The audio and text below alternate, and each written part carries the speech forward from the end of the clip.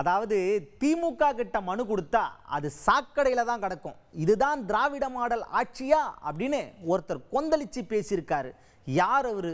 நாம் தமிழர் கட்சியோட ஒருங்கிணைப்பாளர் அண்ணன் சீமான் அவர்கள் தான்.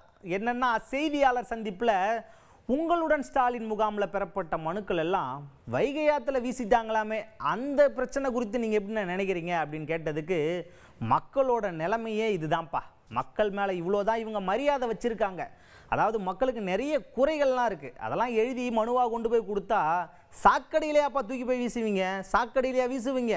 இல்லை, எங்களுக்கு புரியலை, மக்கள் மேலே நீங்கள் இவ்வளோதான் மரியாதை மதிப்பெல்லாம் வச்சுருக்கீங்களா?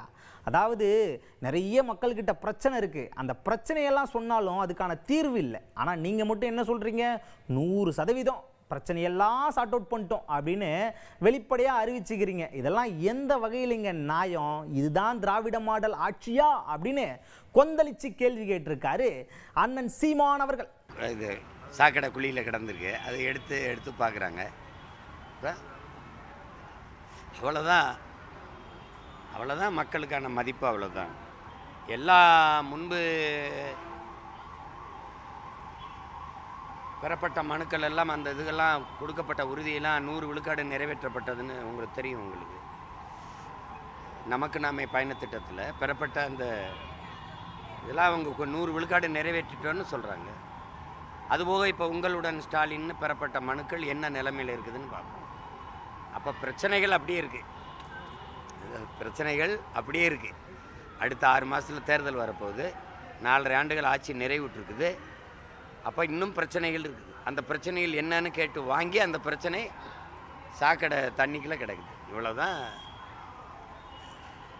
ஆட்சி. இதுக்கு பேர் தான் நல்ல ஆட்சி, திராவிட மாடல் ஆட்சி, இதுக்கு பேர் தான். அடுத்ததா ஆர்எஸ்எஸ் தான் அதிமுகவை இயக்குதுன்னு எல்முருகன் சொல்லியிருக்காரு. இதை நீங்கள் எப்படி பார்க்குறீங்க அப்படின்னு கேட்டதுக்கு, ஆர்எஸ்எஸ் தான் பாஜகவையே இயக்குது, அப்படிப்பட்ட ஆர்எஸ்எஸ் அதிமுகவை இயக்குனா என்ன நடக்கும் நீங்களே சொல்லுங்களேன். அதாவது ஆர்எஸ்எஸ் பாஜகவை இயக்கும்போது என்னெல்லாம் நடக்குது, நாடு எப்படிலாம் இருக்குதுன்னு நாம் பார்க்குறோம்.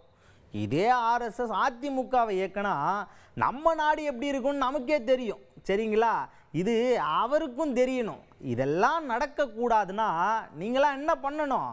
வரக்கூடிய தேர்தலில் களத்தில் இறங்கி வேலை பார்க்கணும், ஓட்டு போடணும் அப்படின்னு மக்களுக்கு வேண்டுகோள் விடுத்திருக்காரு அண்ணன் சீமான் அவர்கள். ஆர்எஸ்எஸ் உங்களுக்கு பிஜேபியின் தலைமையிலிருந்து இயக்குது, உங்களுக்கு தெரியும். பிஜேபியினுடைய மூளை அதுதான். அப்போ பிஜேபி அதிமுக கூட கூட்டணியிலிருந்து அது இயக்குது. அப்போ அது அவர் சொல்கிறது, அவர் அந்த இதில் சொல்கிறாரு, அது இயக்குனா உங்களுக்கு என்ன அப்படிங்கிறார். அது இயக்குனா நமக்கு என்ன, நாடு எங்கே போகும், எதை நோக்கி போகும் தெரியறதுனால அதை நம்ம அதுக்கு முடிவெடுத்து வேலை செய்யணும், இந்த தேர்தலில் வேலை செய்யணும்.